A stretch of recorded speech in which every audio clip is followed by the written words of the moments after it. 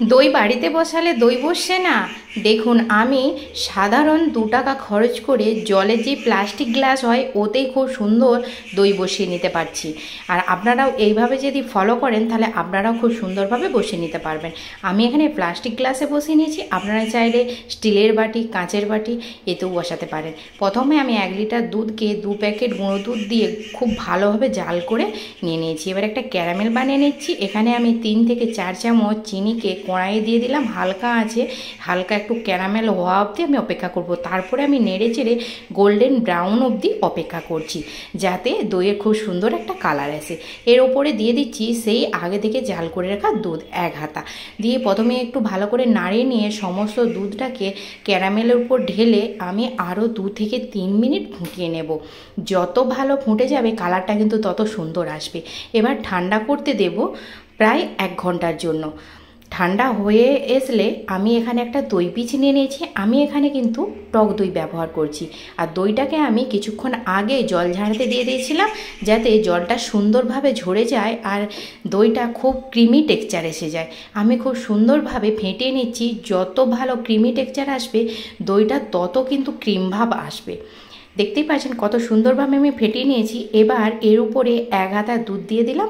আর দুধটা অবশ্যই চেক করে দেখে নেবেন হাত ডুবানো অবধি আমরা সহ্য করতে পারছি কিনা, তাহলেই দইটা খুব সুন্দরভাবে বসে যাবে।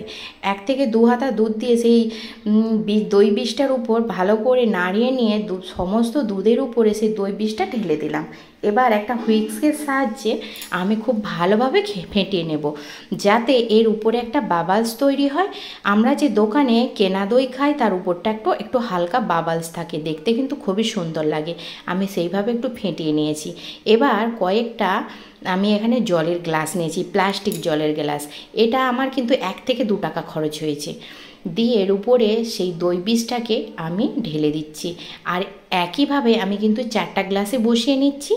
এবার একটা ঢাকা চাপা জায়গা নিতে হবে। আমি এখানে কড়াই ব্যবহার করছি। কড়াই সব দইয়ের যে মিশ্রণটা রেখে দিলাম, উপর থেকে একটা ঢাকনা চাপা দিয়ে দেব।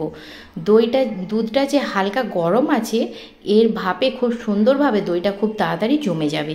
প্রায় 3 থেকে 4 ঘন্টার ভিতরে দইটা কিন্তু খুব সুন্দরভাবে জমে আসবে। দেখুন খুব সুন্দরভাবে কিন্তু আমার দইটা জমে গেছে, আর উপর করলেও পড়ছে না। তাহলে বুঝতেই পারছেন কত সুন্দর দইটা জমে গেছে। আমি এখানে আরও 2 থেকে 3 ঘন্টা ডিপ ফ্রিজে রেখে দিয়েছিলাম, যাতে দইটা তাড়াতাড়ি ঠান্ডা হয়ে যায়। আপনারা চাইলে 4 থেকে 5 ঘন্টা নর্মাল ফ্রিজেও রেখে দিতে পারেন। এবার কেটে দেখাচ্ছি কেমন হয়েছে, শুধু দেখুন, দেখলেই বুঝতে পারবেন কেমন হয়েছে।